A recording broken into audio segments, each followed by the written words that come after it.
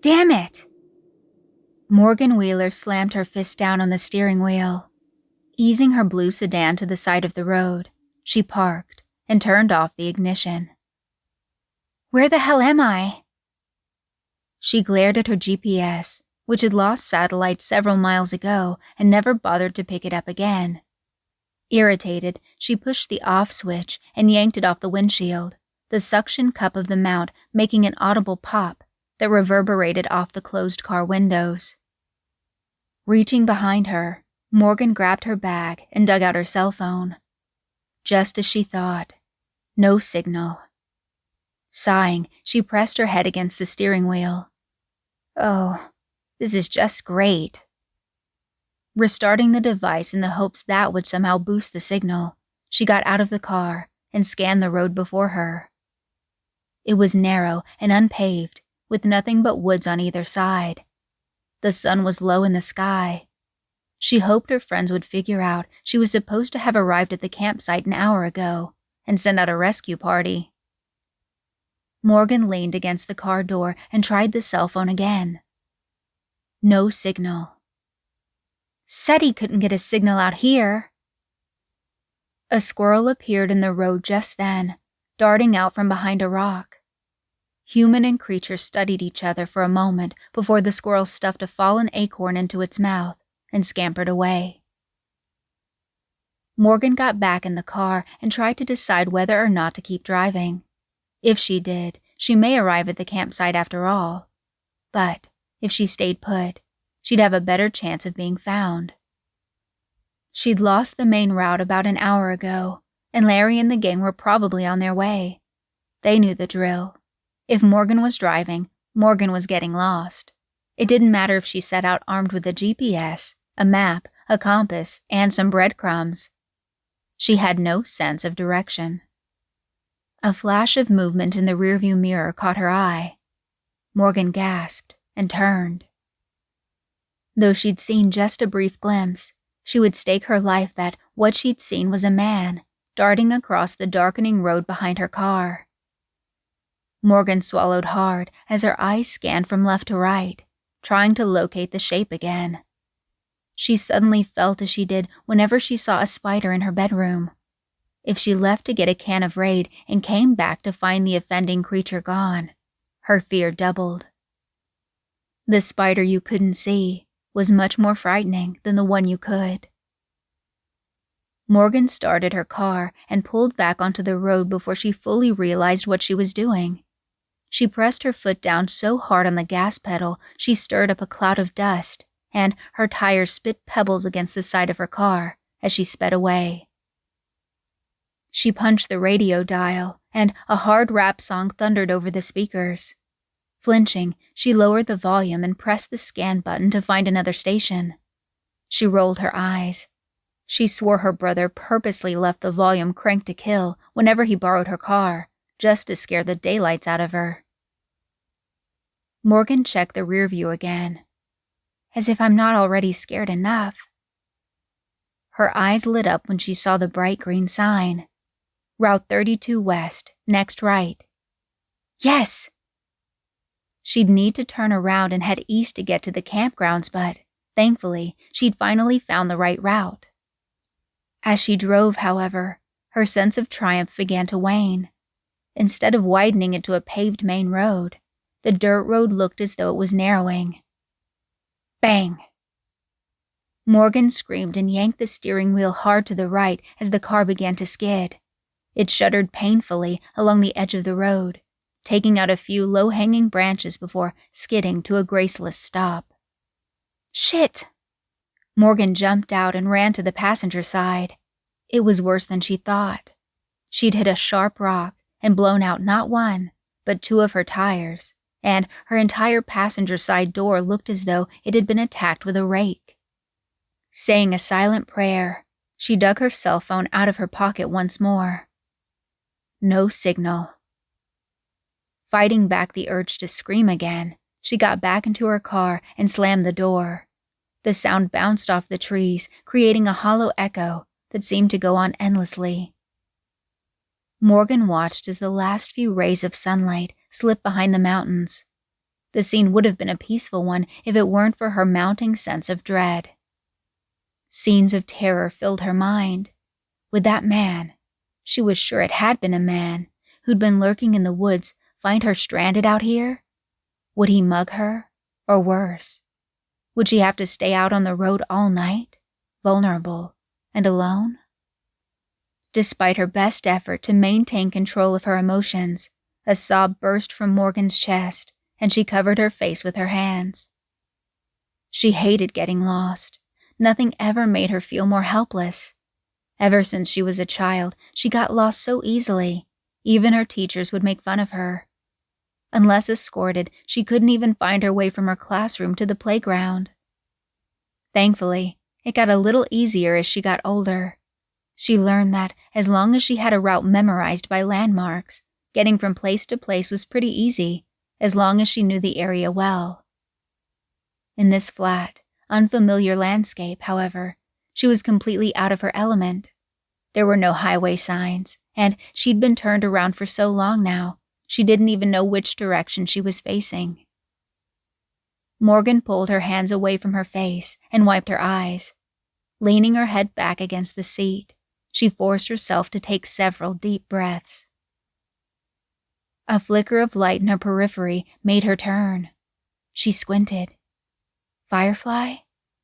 No, the light had an electric yellow cast, and it wasn't flickering. It stayed on. She stepped out of the car, and her heart leaped. It was a house, and somebody was home. Grabbing her purse from the back seat, she closed the car door and walked in the direction of the light. As soon as she stepped into the woods, a swarm of insects encircled her. She batted them away with her hands, but they refused to budge, instead hanging over her like a dark cloud. At least they're not biting. As if the insect world misinterpreted this observation as a request, a mosquito landed on the back of her hand, another on her face. Morgan slapped at them and missed, throwing herself off balance. She went down hard on one knee and winced in pain. Using a nearby tree for support, she righted herself and brushed off her jeans. Hobbling a bit now, she continued onward. As she walked closer to the light source, she could see what she thought was a house was actually a log cabin. It looked like something out of a storybook. The cabin was small and made of a light-colored wood. As Morgan climbed the stairs, she saw that the open porch had an old-fashioned chair swing. Morgan had just raised her hand to knock when the door to the cabin flew open. She gasped, jumping backward. A man, perhaps in his mid-60s, stepped forward, breathing hard. Steel blue eyes narrowed on her, looking her up and down. He was so tall, his balding head skimmed the top of the doorframe. She cleared her throat, tucking a strand of blonde hair nervously behind her ear. "I'm sorry," she stammered. "I didn't mean to intrude. I just blew out my tires and my cell phone isn't working. I was hoping I could use your phone." "Julie?" A crack in the man's voice startled her. She looked up and saw that the hard lines around his eyes had softened. His gaze was wide now, searching. "Julie?" he repeated. Was it a trick of the fading light, or did she see tears in this man's eyes? No," Morgan said, taking another step back. "My name is Morgan. May I use your phone? I'll just be a minute." "Of course. Come on in." He stepped backward, opening the door wide for her to pass. Morgan hesitated. The man smiled. "I'm sorry," he said, his tone now calm and even. "I'm Nathan. You startled me. It's just that you look so much like my daughter." "Oh." Morgan could think of nothing else to say as she skittered past him and into what looked like a dark living room. Nathan pointed to an old-fashioned landline phone on a desk in the corner. As he did this, the sleeve of his flannel shirt pulled taut past the elbow, and Morgan could see, for a man his age, He was powerfully built. "Are you hurt?" The question startled her, and she turned. "Oh, the limp," Morgan said. "No, I'm all right. I just slipped back in the woods. No big deal." "Why don't I make us some tea?" Nathan was out of the room before Morgan could decline the offer.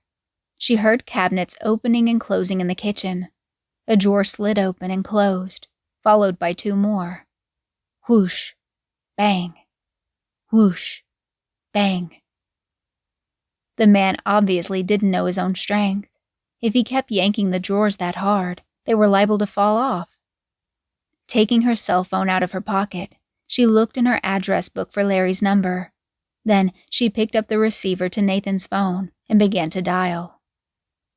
It wasn't until she'd pressed the 7th digit that she realized there was no dial tone. She frowned and clicked the receiver button twice. Nothing. Mr. Nathan?" The old man appeared from the kitchen, holding 2 steaming mugs. He looked from her face to the phone and shook his head. "The phone is out again, isn't it?" he said, putting one of the mugs down in front of her. He took the receiver from her hand and listened. He nodded and sighed as he hung up. "I've been after the phone company to come out here and fix it for weeks. The service keeps cutting in and out." "Well, it must be hard getting service way out here in..." She waited for him to finish the sentence for her, to let her know what town she was in, but he only shook his head once more and sat down. "Won't you drink your tea?" Morgan glanced at the dark liquid, sudden panic rising in her chest. "I'm allergic." The older man chortled. "Who's allergic to tea?" "It's the caffeine in it. It makes me sick." Morgan was surprised at how easily the lie slipped from her. No way was she going to drink something she hadn't poured herself. Nathan nodded slowly, his gaze never wavering from her face. "Do you know if maybe one of your neighbors has a working phone?" "Nah. The only neighbor I had lived about a mile away," Nathan said, jerking a thumb toward a heavily curtained window. "He died a few months back." "Oh." Morgan's green eyes flitted about the room, taking in her surroundings. The sole source of light came from the desk lamp where she stood. It provided a warm, ambient light that reflected on the pale wood and sparse interior furnishings. The place was homey, neat, and clean. Her eyes landed on Nathan again, and she quickly looked away. "I'm sorry," Nathan said, as though he'd read her mind. "I know I'm staring. Let me show you something." Morgan watched as one of his large hands slipped down to his pants. For one terrible second, she thought he was going to do something lewd, but then he reached into his pocket and pulled out a photo. When he handed it to Morgan, her eyes widened at a dark stain along the inside of his flannel sleeve. He didn't seem to notice. "This is my daughter, Julie." She took the photograph and turned it over. Her mouth dropped open. The picture had to have been taken over a decade ago, but Nathan was right. Morgan and Julie could have easily been sisters. She sank down in the chair opposite the old man, her fear suddenly replaced by awe and curiosity. "My God." "It's uncanny, isn't it?" When Morgan looked up, she saw an echo of the emotion she'd seen earlier. "Where's your daughter now?" Nathan heaved a deep sigh. The chair creaked as he leaned back. "She died." "I'm so sorry." Morgan handed back the photograph quickly, no longer wanting it in her hand. "It was cancer. She was only 19. "Wow." She'd be in her 30s now, probably married with children of her own. "You'd be a grandfather." Nathan nodded. "Did you have any other children?" "I have a son, but we haven't spoken in years." Morgan caught sight of a framed photograph, hiding in a shadowy corner of the desk. "Is this him?" She examined it. The man looked to be in his mid-40s. He had his arms draped over an attractive brunette about the same age. "Yes, that's Fred and his wife, Ginger." Nathan took the photograph from her and studied it. "I've never even met her. This photo came in a Christmas card last year. I think it was mailed by mistake." Morgan shifted in her seat. This man seemed to have a lot of troubles in his life, and she suddenly found herself wondering what she was doing, sitting here, listening to them. "Listen, I hate to be a bother, but I really would like to let my friends know where I am. Is there any way you could drive me to the nearest gas station?" Nathan's face fell. "I can't do that." Morgan felt a twinge in her chest. His tone had sounded so final. "Why not?" "My truck has been in the shop for 2 days. Morgan sighed. She got up from the chair and walked toward the window. Pulling back the drapes, she looked outside. From where she stood, she could just make out the outline of her own vehicle, sitting uselessly in the road. "Tell you what." Morgan could hear the chair creak again as Nathan got to his feet behind her. "Why don't you spend the night here? Sleep on the couch?" Morgan turned and narrowed her eyes on the old man. Nathan held his hands up in defense and, once again, Morgan saw the dark stain. It ran all the way down the length of his arm. "I won't lay a hand on you. I sleep upstairs." Morgan eyed the front door. If she tried to go for it, would he try and block her way? "How will I get to town in the morning?"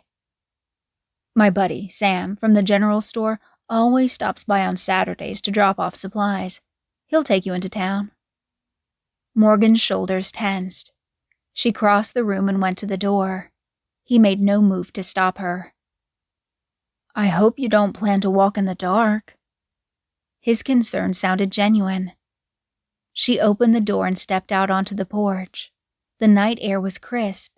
The temperature had dropped significantly since the sun had gone down.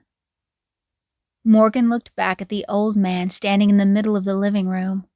It was then that she was struck by how out of place he looked in comparison to his surroundings.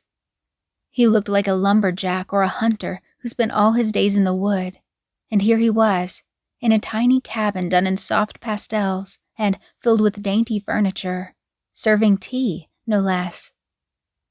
Still, despite his threatening stature and awkward appearance, there was an almost helpless, pleading quality to him. He looked lost. Morgan felt a sudden rush of pity for him. This time, her smile was genuine as she crossed the threshold and closed the door. Morgan pulled an old, battery-powered radio out of her purse and slipped the buds into her ears. Nathan had just gone upstairs, yawning and ready for bed. In spite of his strangeness, she'd found herself warming to the man as the hours wore on. He'd invited her into the kitchen with him, and she'd watched him putter around as he made them both soup. She figured there was little possibility of him poisoning something canned. Plus, she'd been starving. He'd used a pot to heat the soup, surprising her by explaining he didn't know how to use a microwave. Morgan couldn't even imagine that. She'd listened while he told her stories of being in the military and his childhood in Vermont. When the subject of his deceased daughter came around again, Morgan found Nathan's intense stare no longer bothered her. It was obvious to her now that he was just a lonely old man. Settled now under knitted blankets on a plump couch, Morgan flipped the station dial and picked up nothing but static.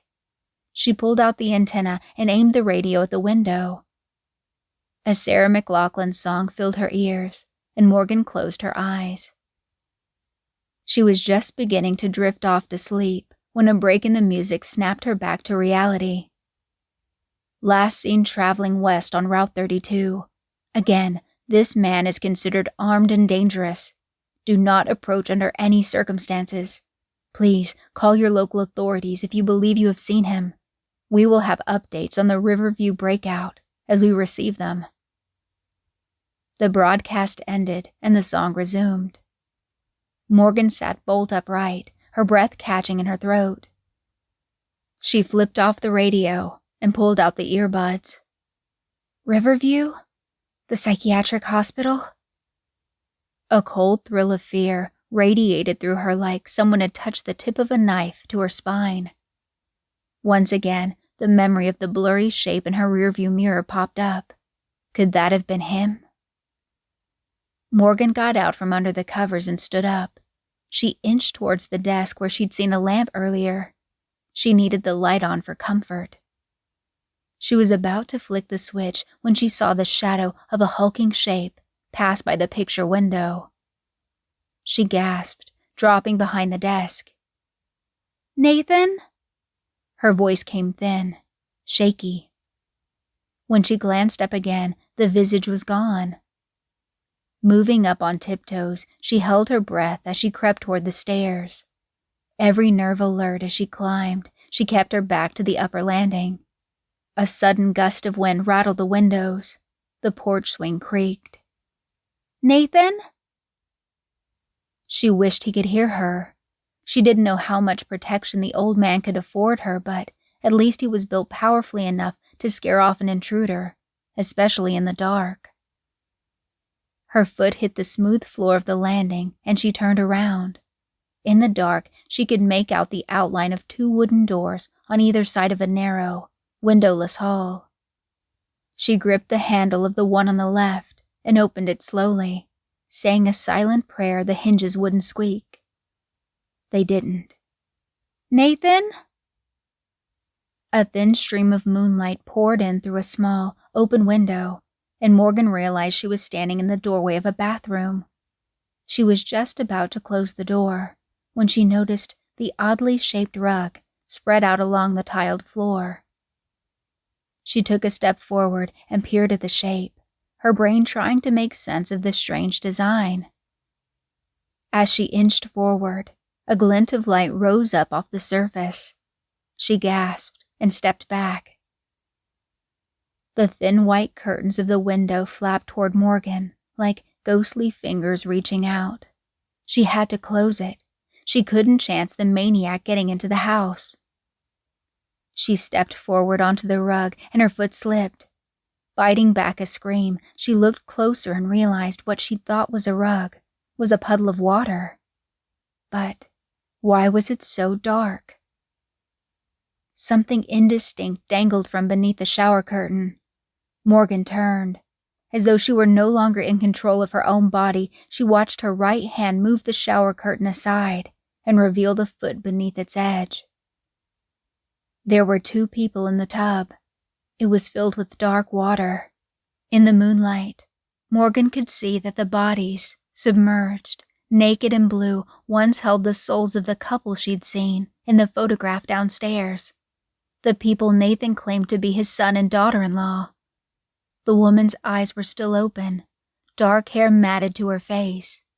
Clutched in the man's left hand was a long, white shirt, torn at the sleeve. Realization came crashing into her like a punch to the gut. Nathan. The shirt would fit Nathan perfectly. No. Jerking back in horror, Morgan nearly slipped into the puddle of blood again, but she righted herself just in time. Her heart hammered in her chest, her eyes went wide, and her breath was coming in short, shallow gasps. Nathan had done this. He wasn't the owner of this house. He was the escapee from Riverview, and he was still in the house. Morgan gasped and clapped a hand over her mouth. Moving cautiously into the hall, she moved her eyes left, right, and left again. The spider she couldn't see. Where was he? A noise from downstairs nearly stopped her heart. Hot tears spilled down Morgan's cheeks and right hand as she clamped it over her mouth even tighter. No, please. Oh God. Why did I agree to stay here? Because an old man told me some made-up story about a dead daughter, and an estranged son? What is wrong with me?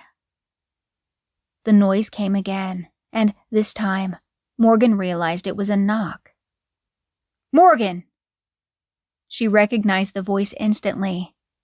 Larry! She clambered down the stairs and hurled herself at the front door. Larry? Morgan, it's me. Are you okay? Morgan opened the door and threw herself into her friend's arms. We have to get out of here. We have to get out of here now. Larry pulled her away and held her at arm's length. His eyes darted down to her socks. Wait, is that blood? Morgan followed his gaze and felt her stomach turn and her head swim. Hey! Larry caught her before she hit the porch. There are dead people in the bathroom, Morgan said, numbly. What? What are you talking about, Morgan? Morgan looked up into Larry's face, her eyes glassy and wide. What made you come here? When you didn't show up, I figured you got lost, and I doubled back on Route 32 to find you. I saw your car and... Morgan cut him off. We need to get out of here. Where's your stuff? I'll get it. Larry gently placed her on the porch swing and walked in through the front door. No! Morgan stood up when she realized what he was doing. You're going to die! In moments, Larry was back, her purse in one hand, her shoes in the other, a strange and slightly bemused look on his face. I'm fine. There's nobody in there. Nathan. Who? Anger, fear, and panic rose in Morgan, coming to a crescendo. She let out an animal-like screech and grabbed Larry's hand, yanking him off the porch and toward his car. Drive! Morgan screamed when Larry got behind the wheel. Okay. Larry sped off into the night while Morgan craned her neck to look back at the cabin. No shape, no shadow, no man with a knife chasing after them. It was over. Trembling now, Morgan hugged her purse to her chest, and fresh tears spilled down her cheeks. They drove this way for a quarter of a mile, Larry's eyes on the road, Morgan quietly crying beside him. Larry's voice punched through the silence. Hey, did you hear about the guy who escaped from the nut house? Morgan's head snapped around and she glared at her friend. Yes, I heard. He was the one in the house. He killed the couple who lived there and I found them dead in the bathtub. I thought it was his place because when I got there, he was so nice to me. Larry drifted over the line, nearly crashing into an oncoming SUV, and then jerked the wheel hard to get it back into his lane. The person in the other car leaned on the horn but continued on. What? That's what I was trying to tell you. Holy shit. We've got to call the cops. Morgan nodded, retreating back into herself, numb once again as the miles sped past. When they hit a large pothole, Morgan was sure they were going to blow a tire. A replay of her own experience flashed in her mind, and she thought she was going to start screaming. But if she did, she knew she wouldn't be able to stop. In that same moment of hitting the pothole, something popped out of the side pocket of her purse and fluttered to the ground. Morgan stared at the photograph of Julie, her doppelganger, Nathan's long-lost daughter. Fingers trembling, she reached for the photo and regarded it carefully. Just then, the car went under a headlight, and Morgan could see through the image to the back of the photograph. There was writing. She turned it over and read it. Julie, I understand. Thank you for coming back and reminding me of who I used to be. I'll always love you. Dad. And a big thanks to my patrons, Miriam, Dan, Jacob, Teddy Dog, Shoji, Katie, Patricia, and the Reptile. Thanks so much for making the decision to support my channel.